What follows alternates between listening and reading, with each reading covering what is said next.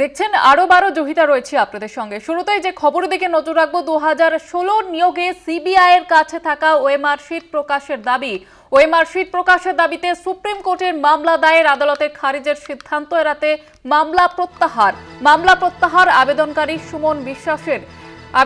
সুমন বিশ্বাস তিনি যে আবেদন করেছিলেন সেই মামলা এবার প্রত্যাহার, আদালতে খারিজের সিদ্ধান্ত এড়াতে মামলা প্রত্যাহার করা হয়েছে।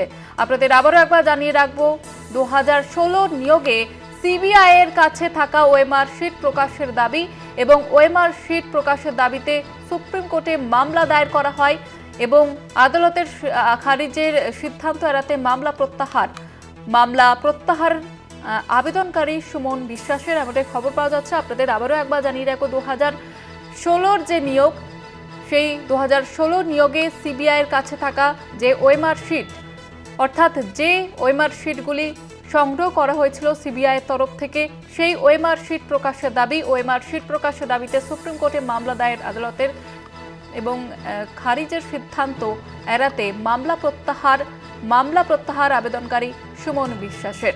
আমাদের সঙ্গে টেলিফোন লাইনে রয়েছে আমাদের প্রতিনিধি পীযূষ কান্তি নাগ। পীযূষ কান্তি, কি জানা যাচ্ছে এই বিষয়ে? দেখো, সুপ্রিম কোর্টের ওএমআর শিট, সিবিআই এর হাতে থাকা 2016 সালের টেট পরীক্ষার ওএমআর শিট দাবি নিয়ে সুপ্রিম কোর্টে মামলা দায়ের করেন সুমন বিশ্বাস। আজ এই মামলার শুনানিতেই পরিষ্কারভাবে বিচারপতি সঞ্জয় কুমার জানিয়ে এসএসসি নিয়ে যে রিভিউ পিটিশন থেকে শুরু করে যে তাজা আবেদন হয়েছিল তার প্রেক্ষিতে আদালত একটি নির্দিষ্ট নির্দেশিকা জারি করেছে। তাই আদালত মনে করছে না এ বিষয়ে আর নতুন করে আবেদনের গ্রহণের কোনো প্রয়োজন রয়েছে।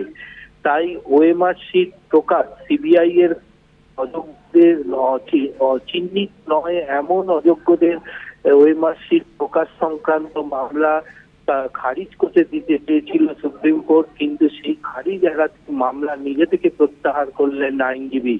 এবং আইনজীবীর আবারও দাবি ছিল যে এই মামলাটি কলকাতা হাইকোর্টে পুনরায় পাঠানো হোক শুনানির জন্য।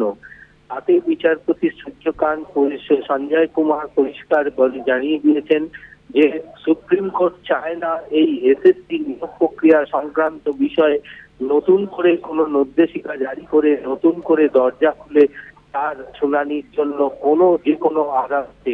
তাই সুপ্রিম কোর্ট যে আদেশ দিয়েছে তার উপরে এসএসসি নিয়োগ প্রক্রিয়া চলবে। এই বিষয়ে আদালত আবেদন গ্রহণযোগ্য নয় বলে জানানো সঙ্গে সঙ্গে আবেদনকারী থেকে মামলাটি প্রত্যাহার করে নেওয়া হয়। ধন্যবাদ জানাবো পীযূষ কান্তি।